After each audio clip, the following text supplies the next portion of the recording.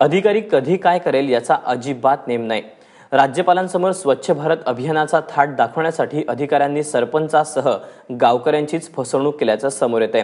जिल्हा परिषदेच्या अधिकाऱ्यांच्या आश्वासनावर सरपंचांना विश्वास ठेवला आणि संपूर्ण गावच कर्जबाजारी झालं। नेमकं हे गाव कुठलंय?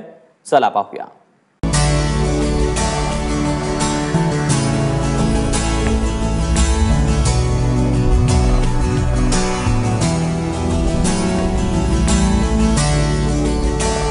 हे आहेत नाशिक जिल्ह्यातल्या शृंगारपाडा गावचे सरपंच वसंत भोये।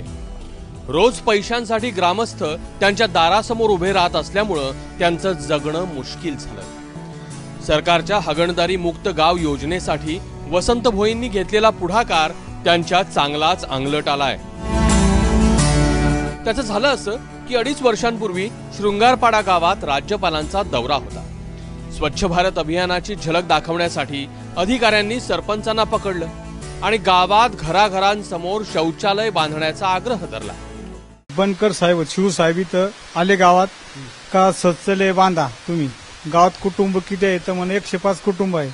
तर त्यांनी सांगितलं का राज्यपालचा दौरा आहे म्हणून 10 दिवसात तुम्ही शौचालय बांधा, पैसे देणारा मी आहे। तर मग मी एका दुकानदाराकडे गेलो तर त्याला मी 10 दिवसाची कबुली केली का मला सगळं मटेरियल उधार द्या, मी तुम्हाला पैसे 10-12 दिवसात देतो। तर ते 2.5 वर्ष झाले तर पैसेच भेटले नाहीत। उधारबाडा करून सरपंचांनी शौचालयांसाठी साहित्य आणलं। शौचालय बांधून पूर्ण झाली, मात्र ऐन वेळी राज्यपालांचा दौराच रद्द झाला। गावकऱ्यांना सांगतोय का मग मला तुम्ही पैसे द्या, पण गावकरी म्हणते तुम्ही बांधले, आम्ही पैसे कसे देणार तुम्हाला?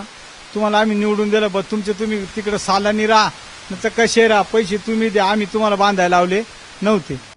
गावकऱ्यांनीही सरपंचांवर विश्वास ठेवून कर्ज काढून शौचालय बांधली, मात्र त्या पैशांसाठी ग्रामस्थांनी आता भोयेंकडे तगादा लावलाय। याशिवाय साहित्य पुरवणाऱ्या व्यावसायिकांचाही ससेमेरा सुरूच आहे। आता मला फाशी घ्यायची पाळी आली, मला काही दुसरा पर्याय नाही, कारण कोणीच पैसे देत नाही मला। तर मग आता काय करावं याच्या पुढे मला काही समजत नाही। आज सरपंचाची अशी परिस्थिती झालेली आहे की घराची त्यांच्या पिकअप आहे, ती पिकअपचे हप्ते थकलेले आहेत। त्यांनी ओढून नेण्याचा प्रयत्न केला, म्हणजे एकदा नेलीच, शेवटी दुकानदाराचा खूप लॉस झाला। शौचालयाच्या अनुदानासाठी सरकारी कार्यालयाचे उंबरठे झिजवून आता गावकरीही त्रस्त झाले। दिंडोरीला गेला असता तिथं तहसीलदारांनी ते सांगितलं का 8 दिवस थांबा, 8 दिवसात देतो। त्यावेळेस ग्रामस्थ अधिकारी बी होते त्यांनी बी तेच सांगितलं, पण असं लपंडाव आजपर्यंत चालू आहे, अजूनही ते पैसे मिळालेले नाहीत।